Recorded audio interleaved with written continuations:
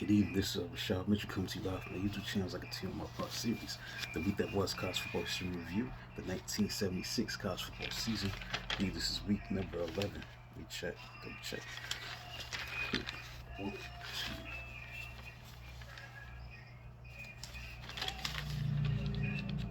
3, 4, 5, 6, 7, 8, 9, 10. This is week 10. Week 10. Let's get into it. November 13th, 1976. Pittsburgh, the number one team in the country, beat West Virginia 24-16 as grateful Pittsburgh retired tailback Tony Dorsett's number 33 jersey at halftime.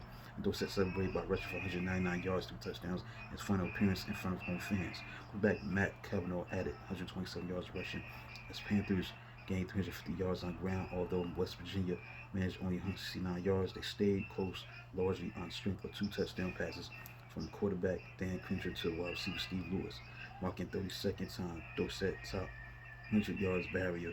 Game ended with fight started by Dorsett after what he felt was laced in serious cheap shots by Mountaineer defenders. Next, Auburn was shut out by Georgia, the number 17 in the country, 20-0. The Bulldogs grandly grabbed share of the first SEC title since 1968 on offense.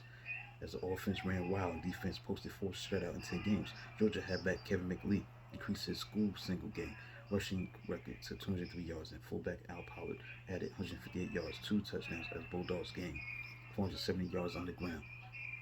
Tigers crossed midfield just 4 times, lost their best threat on third quarter fumble by quarterback Phil Garges. Recovered by Bulldogs defensive tackle Jeff Sanders at Georgia 12-yard line.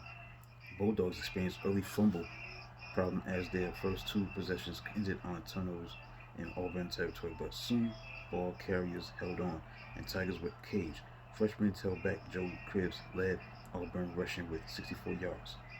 Notre Dame, the number 18 team in the country, beat Alabama, the number 10 team in the country, 21-18. Coach Dan Devine's patience with quarterback Rick Slater paid off as besieged quarterback completed 15 on 23, 235 yards, 56-yard touchdown pass to wide receiver Dan Kelleher to lead Notre Dame. Twice Alabama threw in some interceptions, including quarterback Jeff Rutledge's forced pass to double cover wide receiver Ozzie Newsome, while open halfback Pete Cavan occupied other side of end zone. Safety Jim Browner picked off that pass with 4:17 left in the game to end last good threat. Halfback Vegas Ferguson rushed for 170 yards in the first start in his Irish career as Notre Dame gained 484 yards with 365 yards in the decisive first half.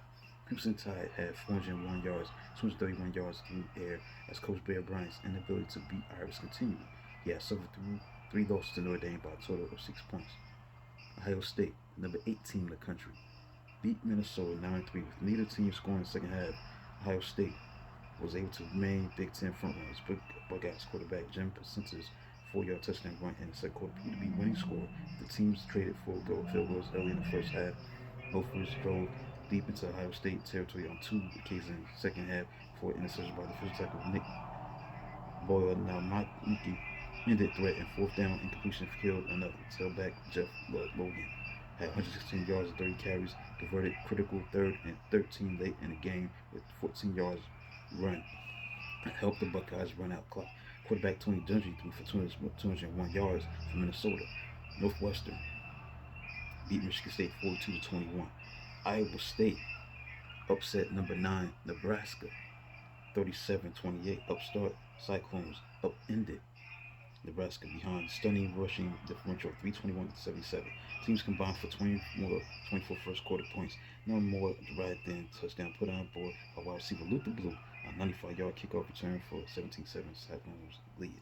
Huskers eventually tied contest at 2020 on quarterback Vince Ferragano's second touchdown pass to wide receiver Bob Thomas early in the 4th quarter.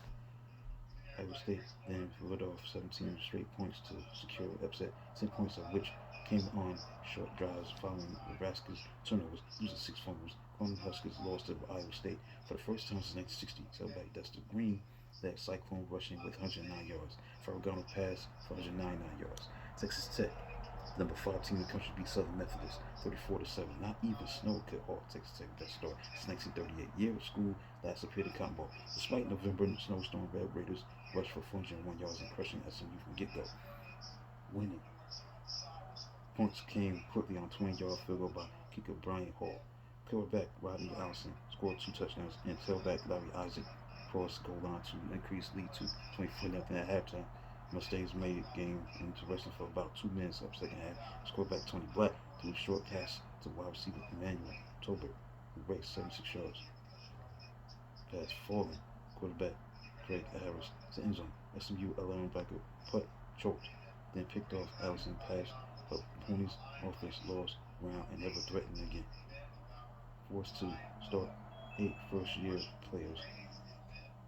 Mustangs had no chance to keep up.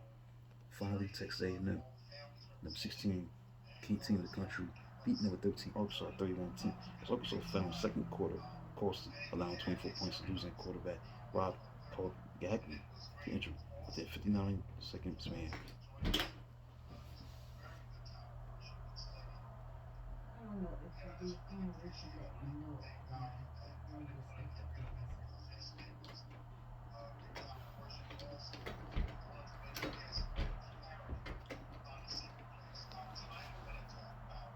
Within 59 seconds remain. Texas A&M halfback Curtis Dickey scored a 3-yard touchdown run on 4th down after a 41-yard touchdown pass to wide receiver Randall Teat. Following interception by quarterback Lester Hayes for 14-3 Aggies lead. Texas A&M then marched to 32-yard field goal by kicker Tony Franklin and converted subsequent fumble into a 1-yard scoring run by fullback George Woodard, his first of 2. Also used halfback option pass, scoring touchdown on a 21-yard pass from running back Jerry Eckwood to wide receiver Donnie Orbaugh. So that concludes a look at the week that was college football season review, the 1976 college football season for November 13th. I think this is week number 10. Let's keep double check.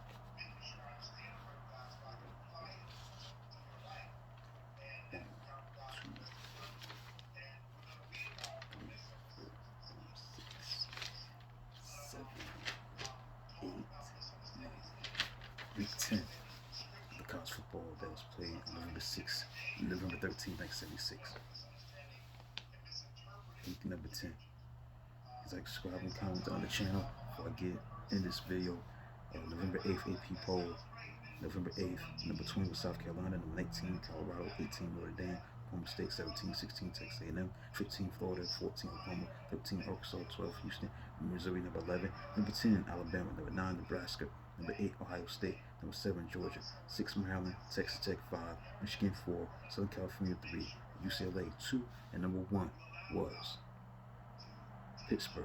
So that concludes a look at the games that were played during week number 10.